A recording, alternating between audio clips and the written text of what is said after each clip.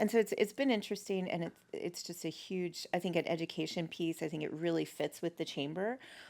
We have the education and workforce, and we look for infrastructure and diversity and all of those things and how we support businesses, diversifying that workforce even more, educating our students, starting young, what these opportunities are, how they can move forward and come home. Welcome to United We Podcast, the official podcast of the United Corpus Christi Chamber of Commerce, the only chamber podcast in South Texas. I'm your host, Al Ariola Jr., and we're here to explore the latest business insights, community stories, and opportunities shaping the coastal bend. Whether you're a business owner or just passionate about our region, you're in the right place. Let's dive in.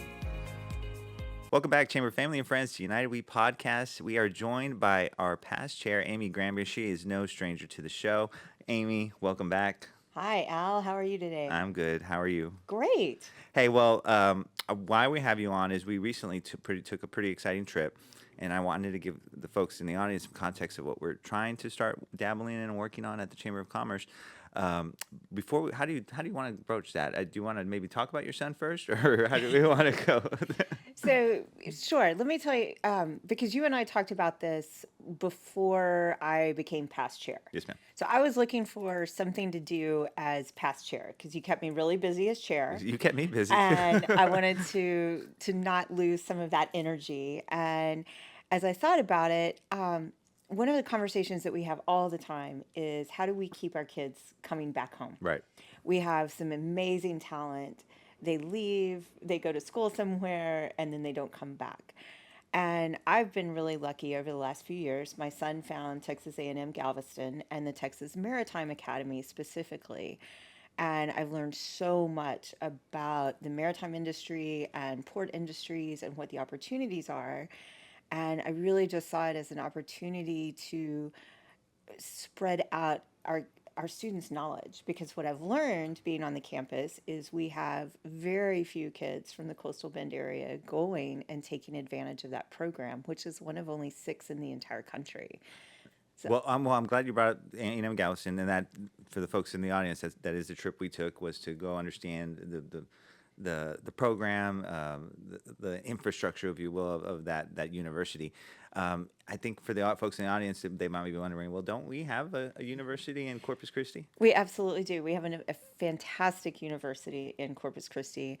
But specifically, as I said, the Maritime Program Right. is only available on 6 campuses in the entire country, and we're lucky to have one in Texas. So that was specifically kind of the starting point for it. And then I talked to you and talked to a few other colleagues around and said, there's got to be a way for us to expand the knowledge of our students as they're going through middle school, high school, to what all of the opportunities are. Yeah. And what actually feeds the port and port industries and the maritime industry, because it's not just pilots or captains. Sure. Or there's so much that goes into making the port work, making the ships work.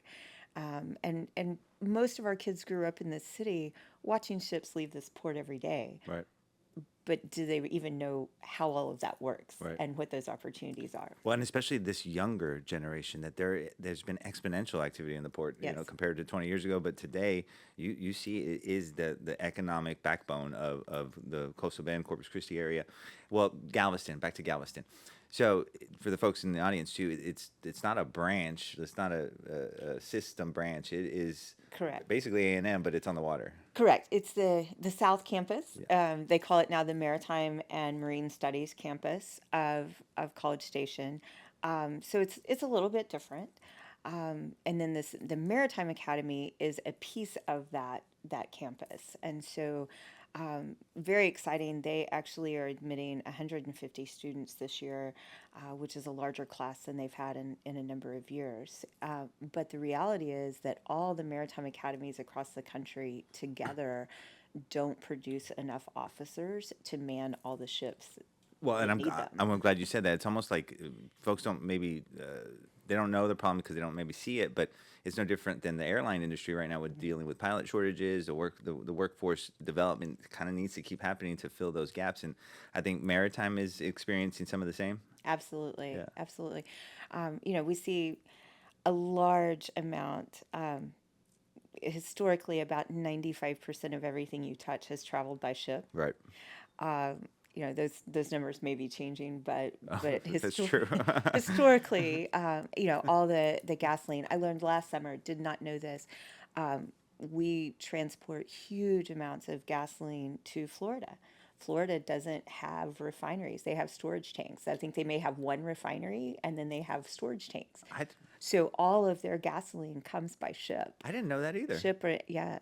And You would so think Florida too, right? Wow. there's just a huge connection to how the world works, no Sure. matter, and how things move and how things get places. And so it's been interesting, and it's just a huge, I think, an education piece. I think it really fits with the chamber. We have the education and workforce, and we look for infrastructure and diversity and all of those things and how we support businesses. And I think this plays into it. Yeah.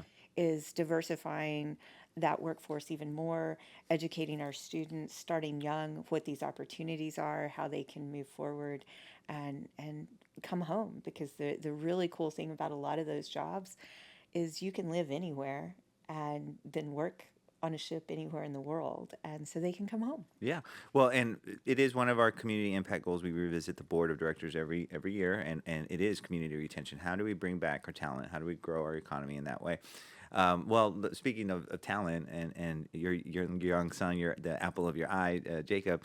I think it's good for the audience to maybe describe him when he was in high school and his academic inclinations and his honesty about where did he think he might have ended up otherwise. Absolutely. So he has grown up here. He started surfing when he was 5 and sailing when he was 10. And when we got into high school, he was like, "There's no way I'm ever going to work in an office. I got to find something else to do."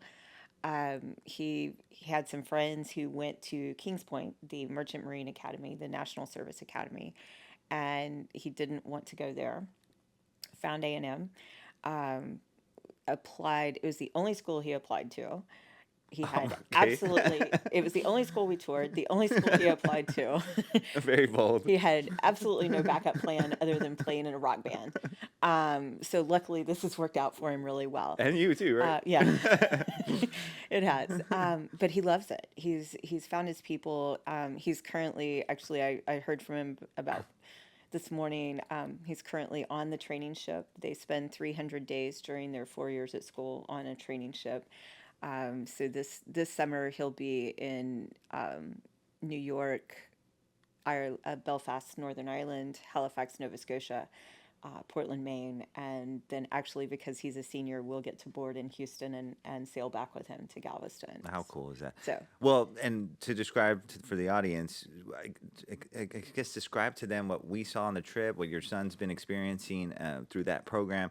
I mean, we went all aboard, so to speak, and I learned a lot. I really, really did, and it did blow me away. The level of, well, certainly, especially from Dr. Fossum. Colonel Fossum. Colonel Fossum.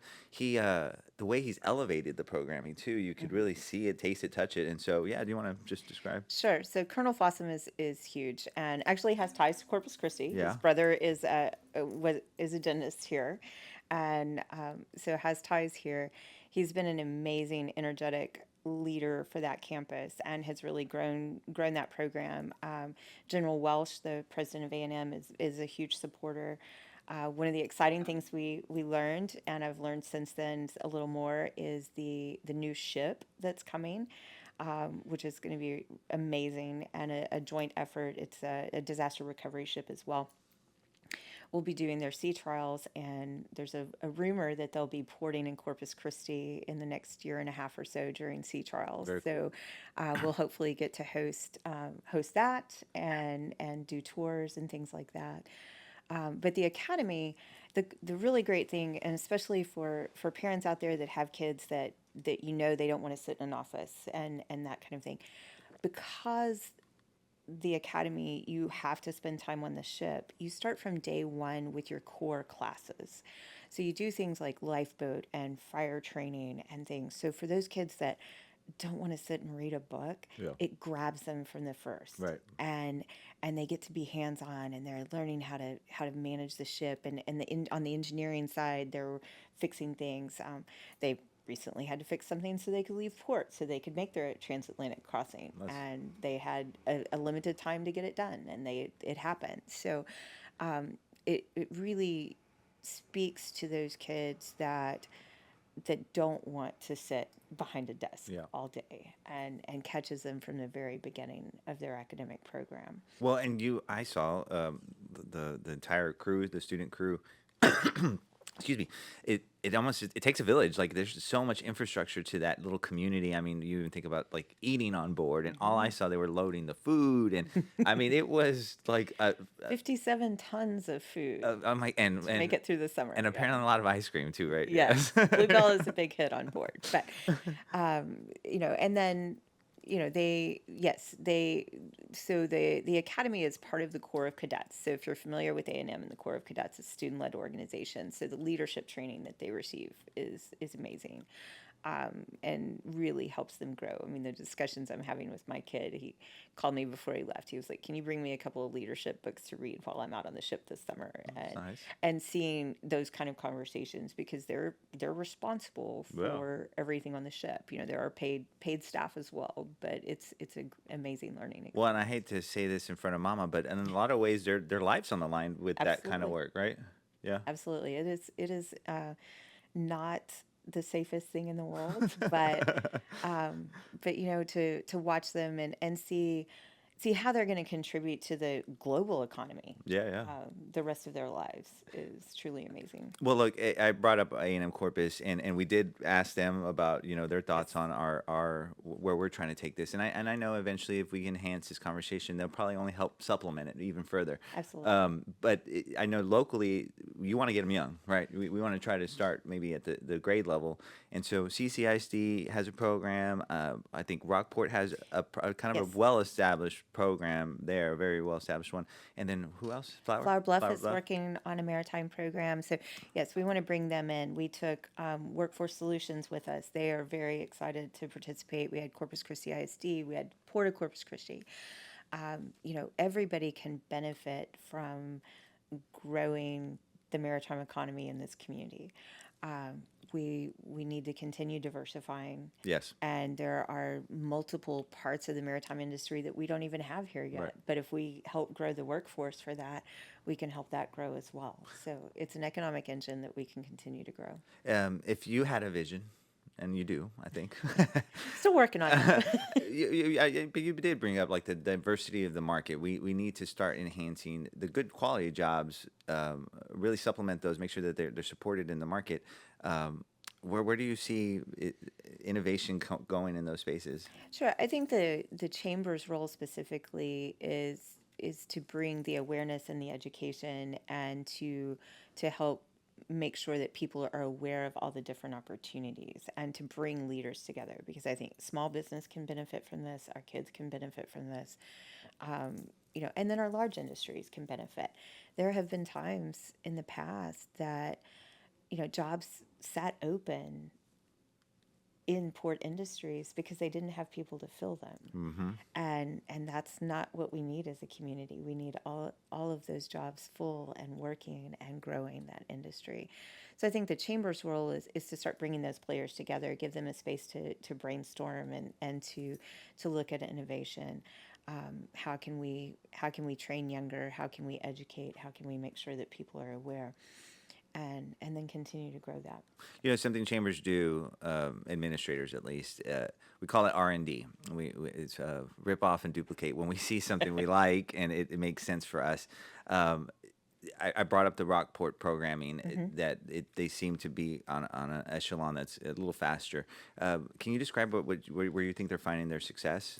Yeah, I think they've had the program just a few years longer. That'll do it. Yep. And actually, I don't know. I have not met the leader of that yet, but plan to soon. I do know he's an A&M Galveston grad that's leading that. So we want to bring them in to, and that's part of our job, is bring those collaborations together, bring those people, bring the experts in, so that we can learn from them. There's a number of things that we can duplicate that are happening in Galveston that would benefit Corpus Christi as well, because we're a port city, and people need to know those things. Some camps for younger kids, some giving them all the information when they're young so that they have more options. Yeah. Well, and I guess brass tacks here is how, salary levels. I mean, I think that's fair to share with the audience. I think you're going to be pretty proud. Here, I'm proud mama here. They work an interesting life, especially if you're on ship. You're usually out 75 to 90 days on the longer ships, and then you're home for 75. So you work 6 months a year. Most 22-year-olds don't walk into a six-figure job working 6 months a year. No, I could say no, they don't. But that's the opportunity Yeah. in that field. And for a variety, maritime business, logistics, the shore side, out on the ship. For those that are, I see Delmar partnering and culinary and making sure that their culinary students know that every ship in the world has culinary needs. There's culinary, there's hospitality. It's huge. If you're a human resource person, I've seen ads for human resources on board a ship, because when you get into the large cruise ships, you've got hundreds of employees on board. That makes sense, and in a closed space, right? So some people might get a little nutty. Yeah, that So, makes there, sense. so there's opportunity for us to bring all those partners, kids graduating from A&M Corpus Christi with degrees that could benefit out on those ships as well, Yeah. and open up that industry and just ensure that people know what all the different options are. Oh, that's great, and it is important. And I think we're going to get there. So the chamber, as I mentioned, is taking this issue a little more seriously and is doing a subcommittee, a task force, if you will, under your leadership. Where do you think? Well, we already kind of described where we think we could take it, but I do want to encourage the audience that if you are interested in this space, especially if you're a chamber member, you're more than welcome to join us at a committee meeting. Chamber members, help us see where we can take this. But before we leave, do you want to share any kind of parting remarks on this space in this conversation? Sure. I mean, I think we're going to kick off the committee next week. Yes, We're ma'am. going to start brainstorming what we learned, what we want to focus on, and set some goals. And our partners in Galveston are ready to come here and help us start those things. And we'll see where we can go, Let's go. and keep building the economy and helping our students see all the opportunities. Well, and I'll throw a little softball question to close out. Is you are our immediate past chair, and so you thank you for all your dedication and hard work last year. I think we did move the needle very far, very fast, and we're exponentially continuing on down that path. Well, I shared what I think. What do you think? How do you think things are going? We did great. We brought back some programming that clearly the community was missing. Yeah. I think with bringing back Buenos Dias and Mi Casa Su Casa, we saw a huge response from those, and we've got those going. Lemonade Days was amazing last year, and I think it's going to be even bigger this year. It's there. Yeah, it's way bigger this From, year.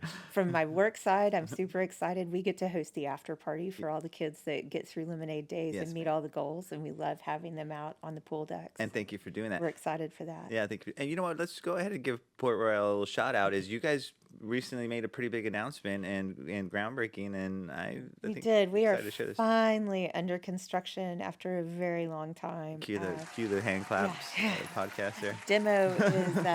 Demo is in progress, and construction is starting short as soon as demo finishes, and we will return Port Royal to what it has always Its been, glory. the icon for this community, and should be open fully 100% open next summer. But in the meantime, we are open, available, and happy to host. It's a great place for a staycation. You can feel like you're totally away from Corpus Christi. So Yeah, and sometimes you might need to get away, right? Well, I thank you again for all your leadership. Thank you for leading this effort. I want to thank our audience for joining us. We'll see you again next time.